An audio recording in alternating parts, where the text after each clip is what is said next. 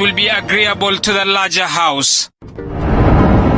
Plus, COVID-19 measured reprieve.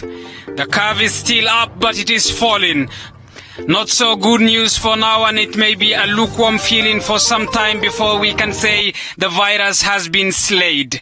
We shall tell you why experts warn the drop in numbers of new infections could spike unnoticed. And administrative shake-up. Interior CS Fred Matiang'i has transferred 15 county commissioners and appointed 6 new ones. Matiang'i also moved 98 deputy county commissioners and appointed 84 new ones.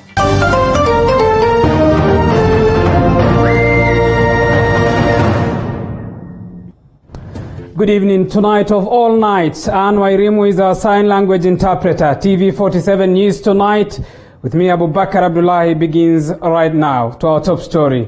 Discussions on whether the COVID-19 curve in the country is flattening has continued to elicit numerous opinions from various stakeholders. Whereas the Ministry of Health says that the curve is not going down just yet, experts say that Kenya may just have managed the pandemic with a steep slope in COVID-19 infections.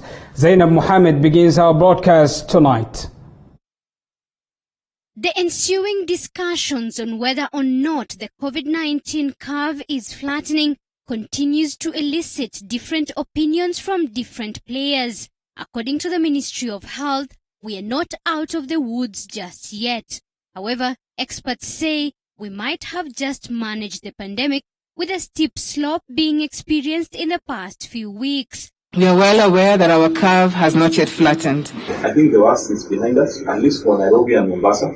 According to Lancet CEO Dr. Ahmed Kalebi, the reducing number of positive cases is not about the reduced number of sample size as many claim, but as a result of a change in the number of patients visiting the hospitals and even the number of people testing positive for the virus. Even the number of people coming in with flu-like symptoms, respiratory illnesses have reduced. The number of cases that they have to follow up as positive contacts, through contact tracing is reducing. So even their requests, the number of tests that they're requesting is reducing. Dr. Kalebi further says a huge number of people have already tested positive for the virus, leaving very few people who have a possibility of turning positive. Of people who got infected already and cannot infect others anymore. In other words, it's like a fire. If the bush has already burned, there's nothing more to burn. This is as the number of COVID-19 cases in the country rose to 31,015 cases after 379 more people tested positive for the virus in the last 24 hours. 244 more people have recovered after receiving treatment from various hospitals across the country, as 19 more people succumbed to the virus. Zainab Mohammed, TV47.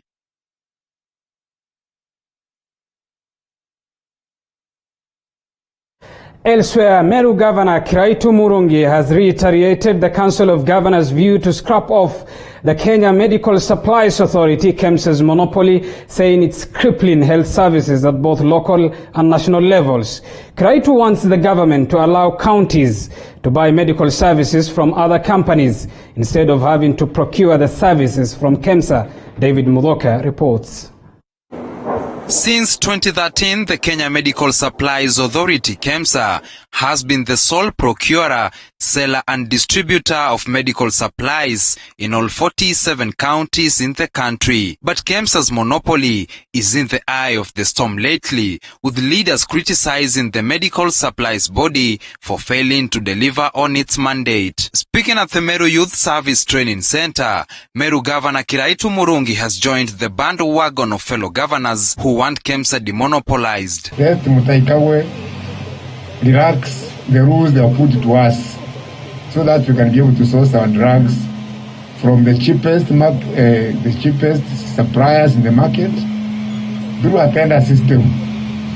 So let there be competition. While accusing KEMSA of selling drugs and personal protective equipment PPEs at double the market price in the wake of the coronavirus pandemic, Kiraitu has said the introduction of more companies as suppliers will enhance competitiveness and quality delivery of medical products. Sometimes We have seen drugs, even PPE equipment in KEMSA costing much more than what private sector suppliers are offering. Kiraitu has further cited recent waves of alleged corruption within the KEMSA hierarchy as a stumbling block in the efficient delivery of medical supplies to counties that are battling a rise in COVID-19 infections. Mheshimiwa Mutahi Kagwe, who talks straight, a very clean man, saying Afya House is no longer Afya House. Afya House is Mafia House. And he has said he's going to deal with the criminals and thugs in that house so that we can improve our delivery. This as the KEMSA board is expected to appear before the Parliamentary Committee on Health following recent claims of corruption and mismanagement of up to 2.5 billion shillings meant for the purchase of PPEs on behalf of counties. David Muthoka, TV47. Thank you, David Muthoka, for that report. Moving on, the Kenya Private Schools Association and Absa Bank Kenya have struck a deal to accelerate the adoption of virtual learning across private primary and secondary schools. This happens as the Ministry of Education urges parents to embrace learning programs initiated by the government and the private sector. Eli Logova now reports. As the COVID-19 pandemic continues to put the fate of more than 15 million learners in jeopardy, the Kenya Private Schools Association has launched a virtual learning program that will see students benefit from e-learning. The initiative, dubbed Masomo Iendelee Linda Mwalimu, seeks to ensure continuity of learning for students while boosting the financial position and sustainability of schools. Schools and teachers will need to be registered and activated on the KPSA platform. However, teachers registered by the TSC are the only ones who will be allowed to teach through the platform. We have started a platform. This platform may not be 100% complete, but we know it is ready for takeoff.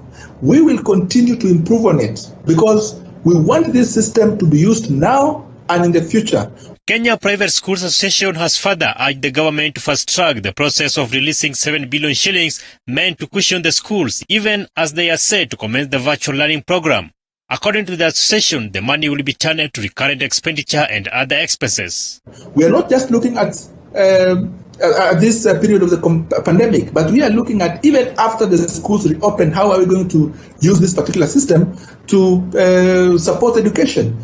Because when we eventually reopen in 2021, it is not yet very clear of how we are going to reopen.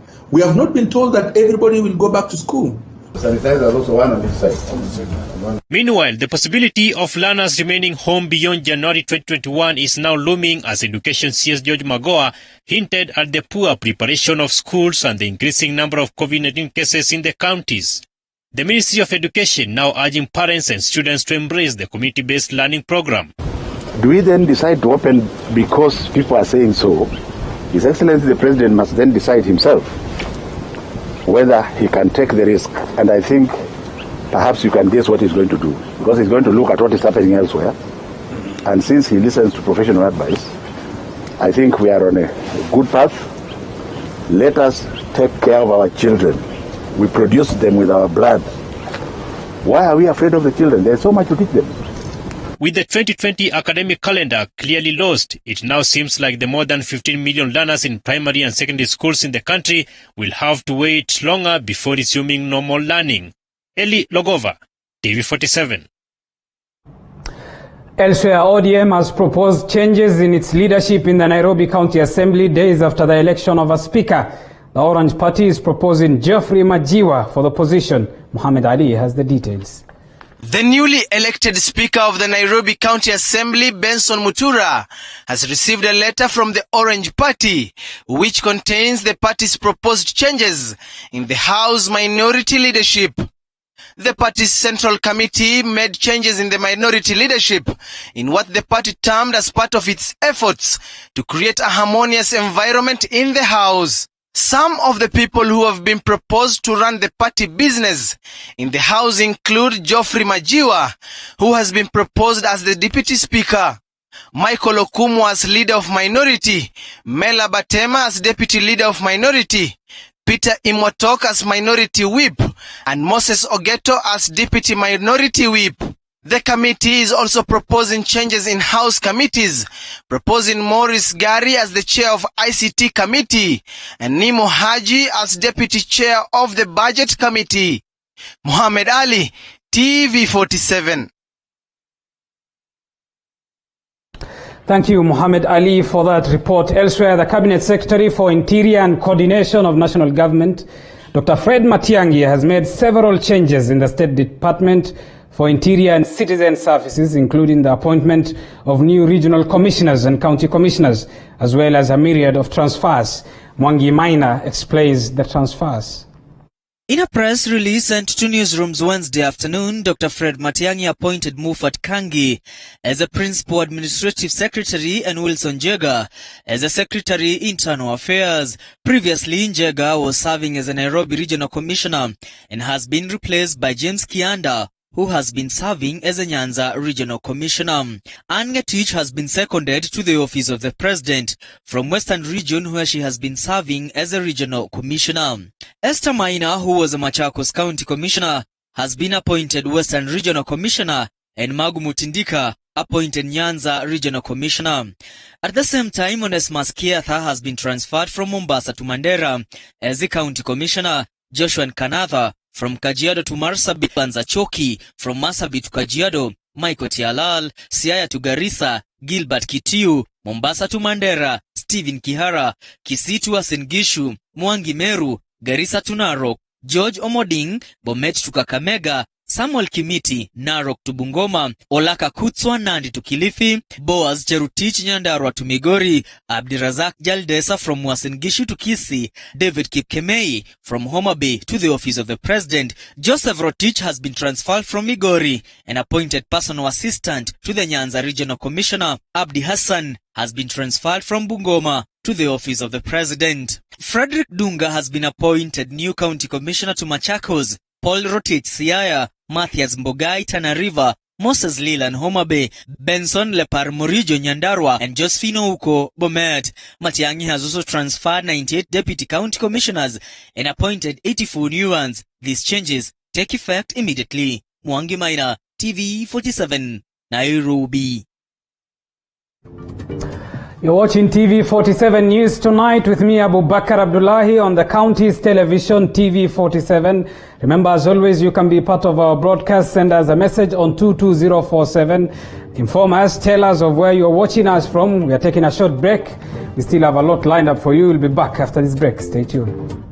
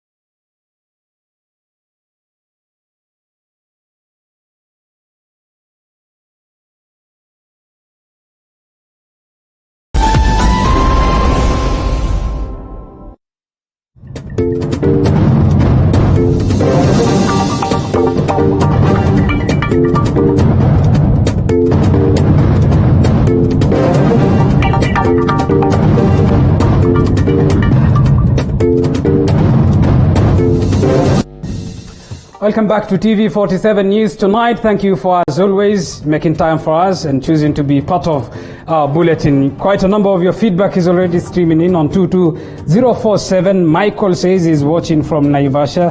On Facebook as well, James Bond says he loves the news live from Nakuru. He's watching from Nakuru, Rongai. Anderson Mugendi Gatimbu says he's watching from Meru County, and Nasiche Mirembe Nasiche on Facebook as well says he or she is watching from Madagascar. Welcome back. Let's get to more news. Journalists were barred from covering the Senate Security Committee grilling of Interior CS Fred Matiang'i over the arrest of 3 senators. Matiang'i, however, said the arrest had nothing to do with the revenue standoff, as has been claimed. Joash Onsare has the details. After the arrest and detention of 3 senators on Monday, ahead of Senate sitting to debate the revenue standoff, Senate summoned Interior CS Fred Matiang'i, Inspector General of Police Hilary Mutyambai, and DCI Director George Kinoti to appear before the House Security Committee. Both the committee and the Committee on National Security will inform us of what is happening. The 3 were summoned to explain the circumstances that led to the arrest of the 3 senators, Cleophas Malala of Kakamega, Christopher Langat of Bomet, and Samburu's Steve Lelegwe.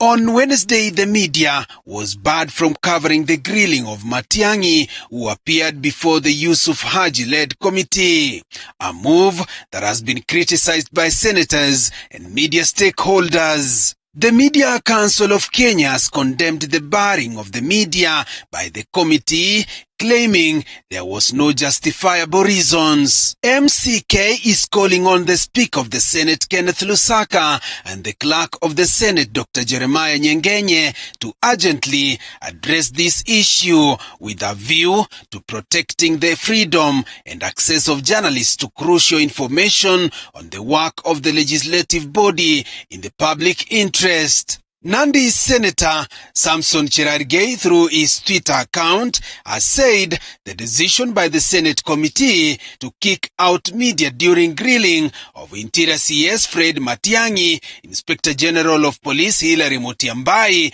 and DCI boss over arrests of Senators Langat, Lelegwe, and Malala is retrogressive and illegal. Elgeyo Marakwet Senator Kipchumba Murkomen says the Constitution prohibits exclusion of the public, including the media, from parliamentary sittings unless in exceptional circumstances determined by the Speaker. He adds that committee chair doesn't have powers to exclude the media from its sittings. Senate Security Committee erred in law. The sentiments were echoed by Makueni Senator Mutula Kilonzo Jr., who disagreed with the decision of the Senate Committee on Security barring media from grilling of the CS Interior, IG Mutyambai, and DCI Kinoti on the unlawful arrest and detention of Senators Malala, Lelegwe, and Langat. Joash Onsare, TV47.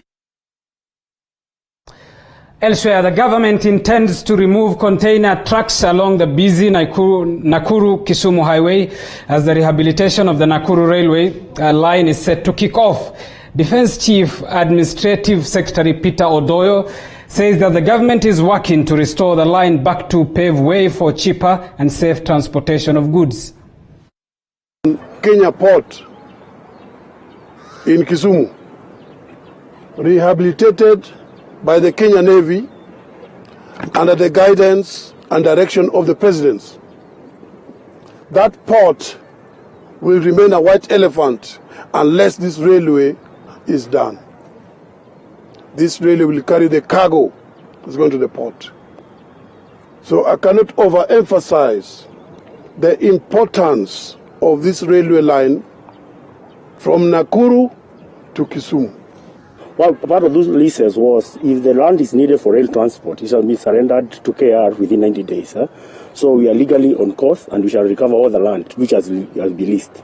About the cultivation, this land is just, they were cultivated on the operational land. We have communicated to them that now the government need to reclaim and revamp the railways. So these people, we have stopped cultivation from today going forward. The budgets that have been set aside for Nakuru Kisumu line is 3.8 billion, and passenger is also considered. As we construct the line, we are also looking at what we are going to do to the people along the corridor, and passenger. All right, someone says I said Naikuru instead of Nakuru. Forgive the banter of where I'm from. But nonetheless, let's move on. The 12-member Senate committee, which was set up to get a consensus on the revenue sharing formula, has started its sittings today. The committee is discussing 4 proposals on the disputed formula. Our parliamentary affairs reporter Elizabeth Mutuku now explains.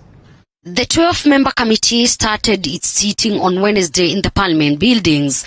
The committee discussing at least 4 proposals that were tabled in the House. But, both the committee and the Committee on National Security will inform us of what is happening, so that as we reach next week, there will be no cloud surrounding our debate over this very important issue.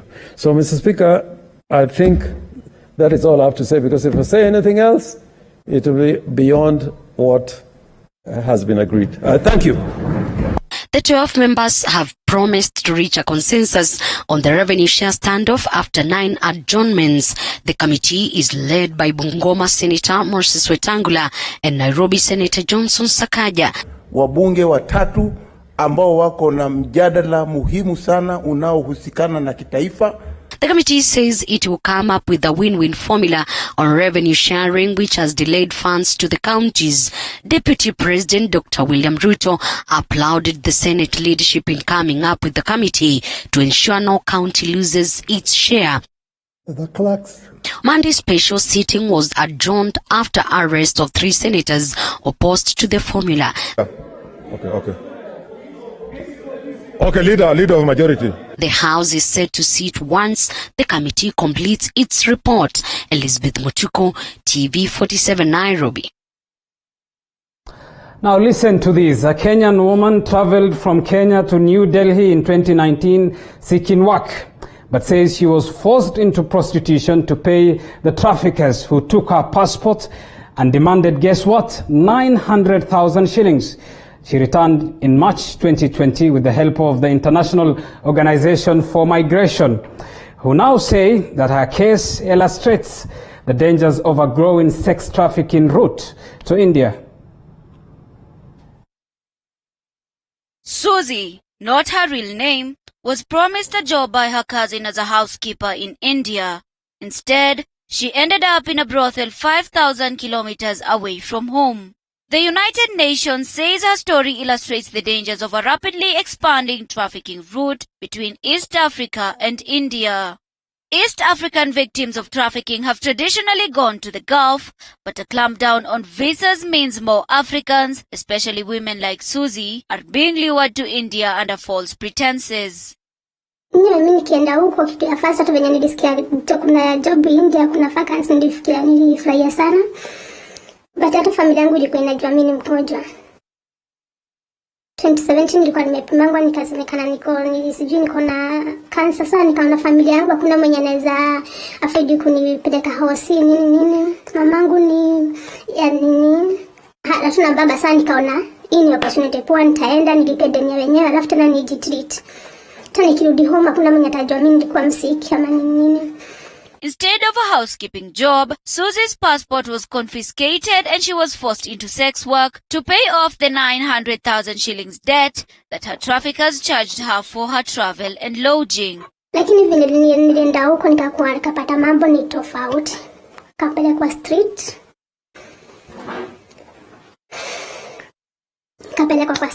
Kaambiwa sasa huko ndio tutakuwa tukifanya kazi. Mimi nikawauliza, International Organization of Migration, the UN's migration agency, says before last year they had never been asked to help bring home Kenyan women who had been trafficked from India, but last year they repatriated 12. One of the biggest challenge would be to identify a victim of trafficking, to know who is a victim. And the reasons or the challenges why it's difficult to identify in most cases, you can't easily tell that this person is a victim of trafficking when you have not had time to interact. IOM flew Susie home weeks before Kenya shut its borders against the spread of the coronavirus in March, temporarily halting any traffickers. But Kenya's borders reopened on August 1st, and IOM fears that the economic slump means more women are desperate and vulnerable to trafficking. So we have to put our efforts together and ensure that we protect these people. Of course, human rights has to be at the center of every intervention. If we put like human dignity and human rights at the center of every intervention, I'm sure we would be able to protect these very vulnerable. Susie says that her experience should be a warning to Kenyans that they should not jump at job offers abroad because they might be a trap. Mimi kitu naweza waambia, ukisikia tunaenda majuu, usifurahie ama ufikirie life yako ni kusheji na shega tu venye tunafikirianga tu. Sasa ukipanda ndege life imesheji, utakuwa na life poa. Haikuangi hivyo. Naweza waambia mtu mwenye anafikiria kwenda majuu, asidhubutu. Kaa tu huko Kenya. Furahia tu na Kenya kidogo unapata. Nearly a third of low-income Nairobi residents lost their jobs in the past month, and another 15% who had been self-employed are without work. A July survey from Nairobi-based market research firm Tifa Research showed. For TV47, I'm Nancy Kimuyu. Indeed, the grass is not always green, as some will always intend to promise. You're watching TV47 News Tonight with me, Abu Bakar Abdullahi. Time for us to take another short break. But when we come back from the break, we will make sense of the late resignation of who is now former ANC Secretary General Barack Muluka and Eliud Owalo, who separately resigned. Could this be indicative of political undertones and happenings within ANC? After we come back from the break, we'll be speaking to the chairman of the Amani National Congress, Kelvin Lunani. We'll be back after this break.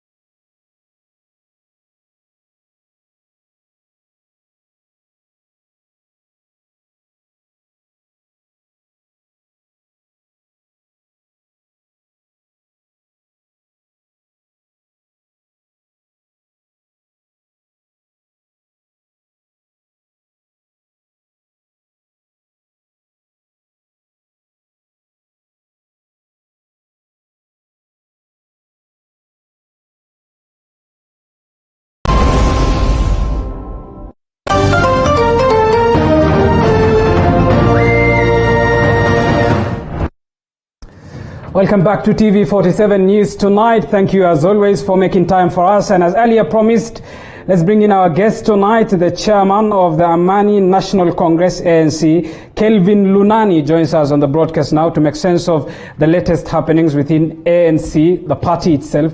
Kelvin, good evening. Thank you for making time for us tonight on TV47.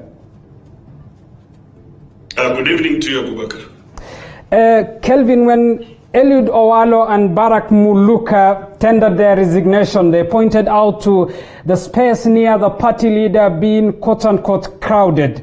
As the party's chairman, how crowded is the space near the party leader?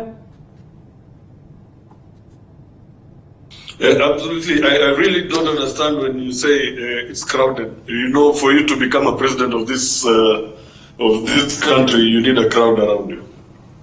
So when they say the space near the party leader is crowded, yet they know the party leader intends to vie for the presidency, it could be wrong? That's what you are saying?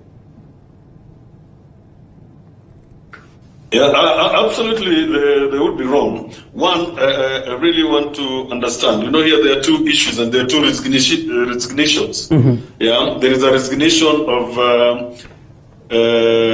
Barak Muluka. Mm-hmm. You know very well Barak Muluka was our standing Secretary General before his resignation. Mm-hmm. And you know, he had his terms, and I remember in his resignation letter, he was very categorical. Yes, he said he would like to free space around His Excellency Musalia Mudavadi. You know, everybody is to his opinion, and I believe that Barak did all he could. We appreciate him for the time he's been there for the party and His Excellency Musalia Mudavadi. So it varies. And for Walo, I really would understand because his letter looks a duplicate of Barak. So I really would understand. Maybe he didn't have time. He Kelvin, as the party's chairman, are you tonight ruling out the prospect of these two members of the party being edged out from the party?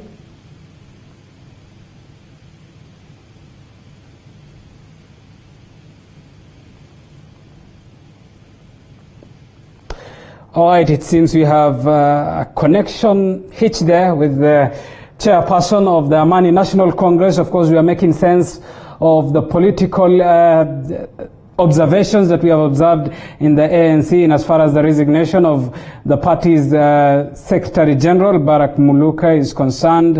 After Muluka, of course, we saw the resignation rather of Eliud Owalo, who also cited out as though the space around the party leader is decongested. And for that matter, we were speaking to Kelvin Lunani, who is the chairman of the Amani National Congress. Of course, remember the party leader is Musalia Mudavadi, who has already declared his interest to vie for the presidency come 2022. Do you have Kelvin back? Well, it seems we will solve that in a bid. Nonetheless, let's get to some other stories so that we be in a position to link up with Kelvin. Now, Wajir County Assembly has embarked on an impeachment move against Governor Mohamed Abdi Mahmoud. The MC has tabled the impeachment motion today in which they accuse the governor of gross violation of the provision of the Constitution. I understand Isadin Haji, our correspondent from Wajir, who serves the larger northern region, is working on that story. Time for us to take a quick break here on TV47 News Tonight. We'll be back with this discussion after this break. Stay tuned.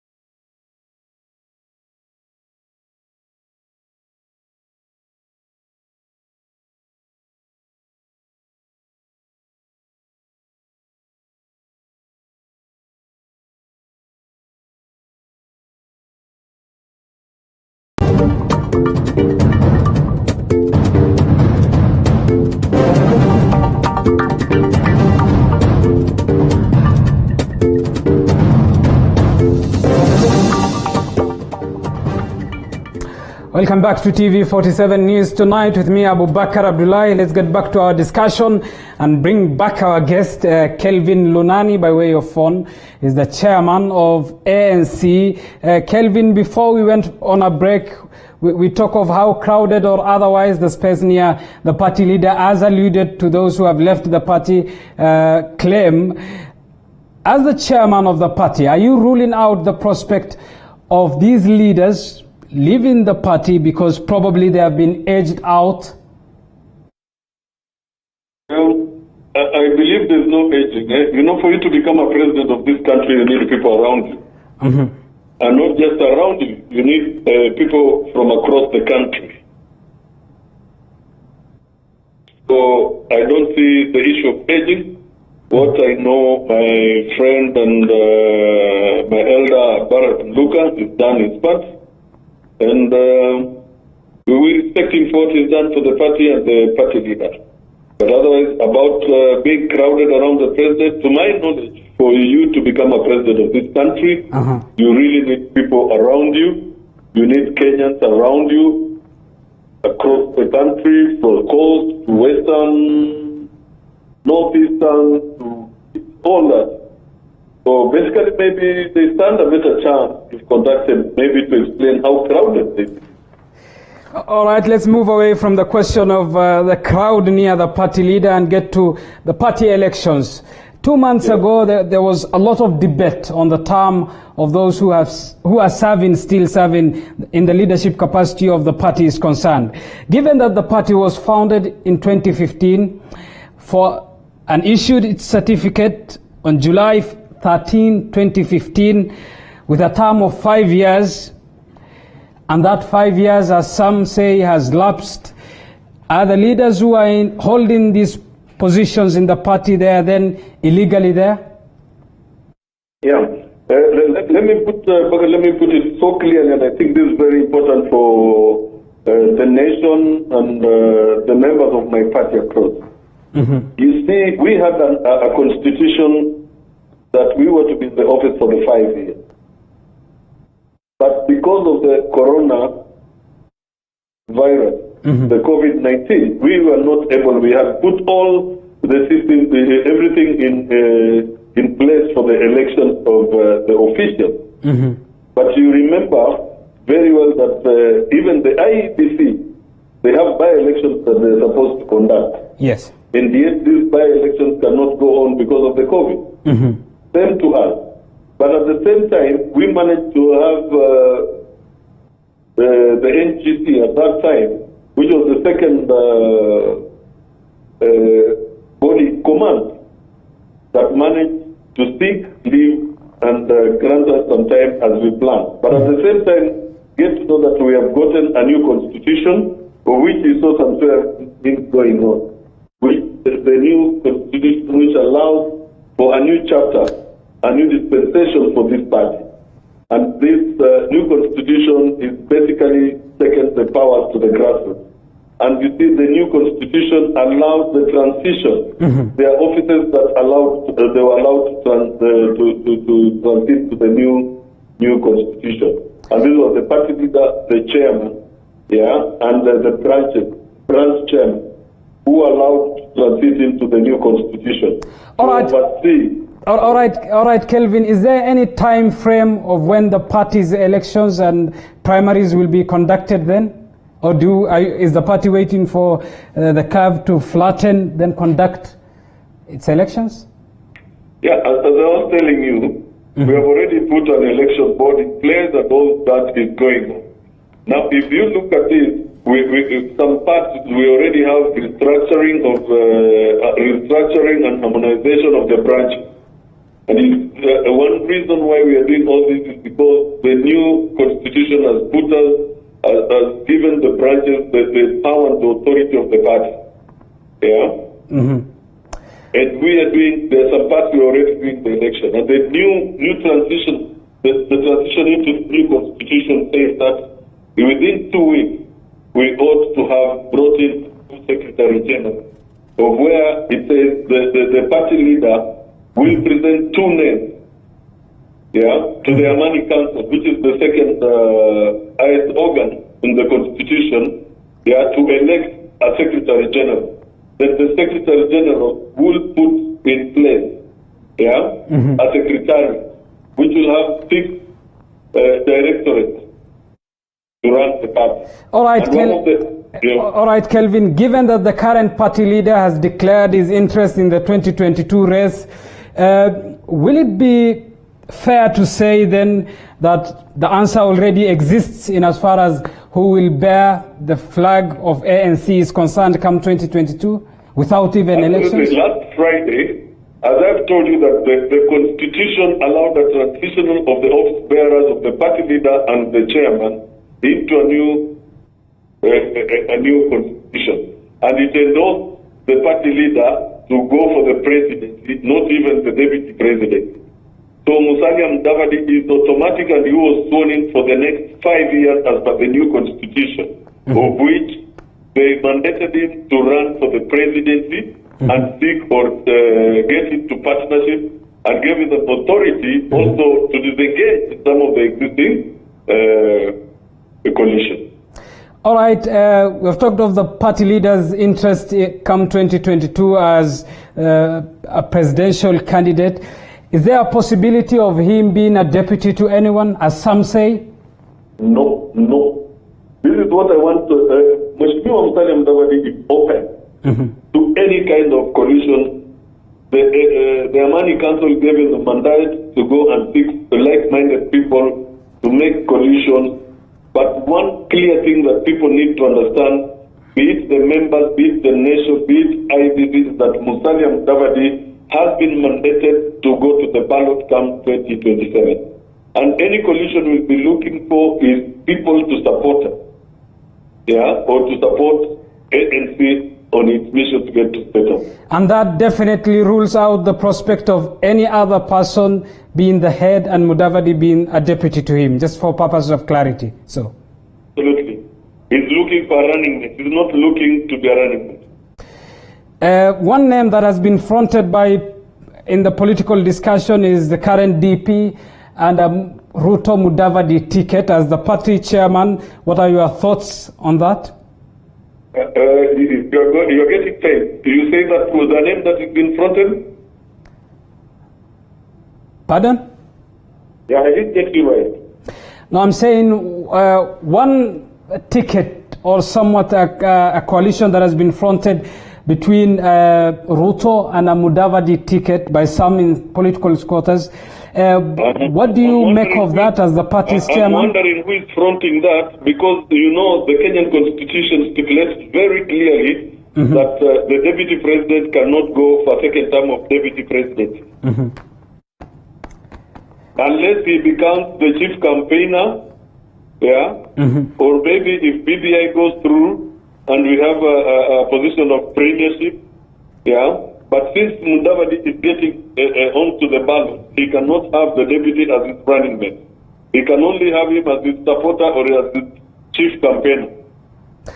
All right, the answer is there to that question. Nonetheless, I understand we are out of time, but one final question. Is ANC still part of NASA? Yeah, I want to put this so clearly, because there was an agreement and NASA is still alive.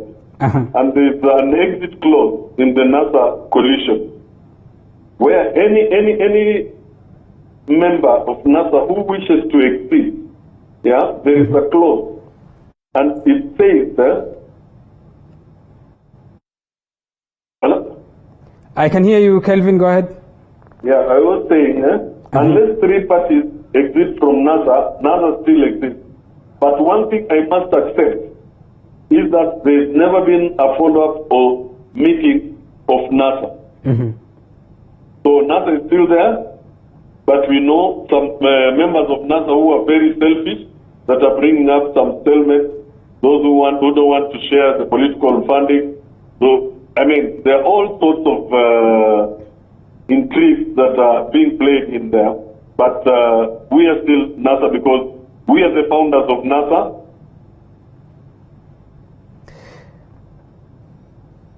All right, Kelvin, you say not unless 3 withdraw, the coalition legally stands and holds foot.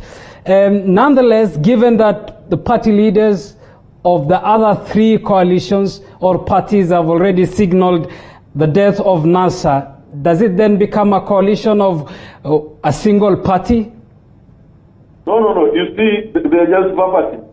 None of them is put it in the writing. I think the NASA coalition agreement is in public domain, and I would advise that most media houses should get to read and read it, because nobody has put it in writing.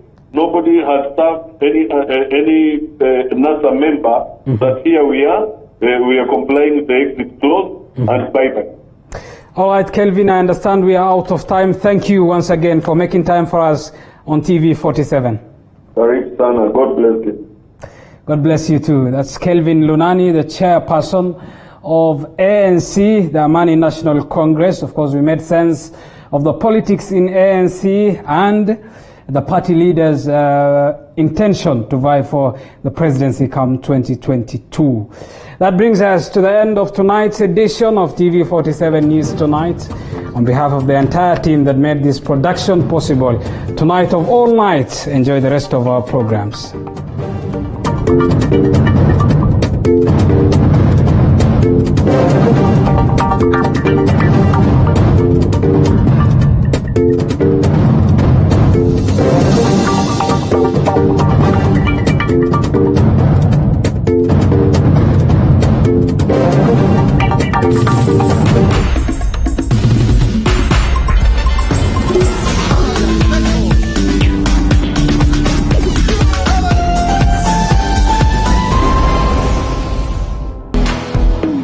We value your feedback, welcome any comments, queries or complaints regarding our programming content. You can get in touch with us on 0768095491 or send us a message on 22047. You can also send us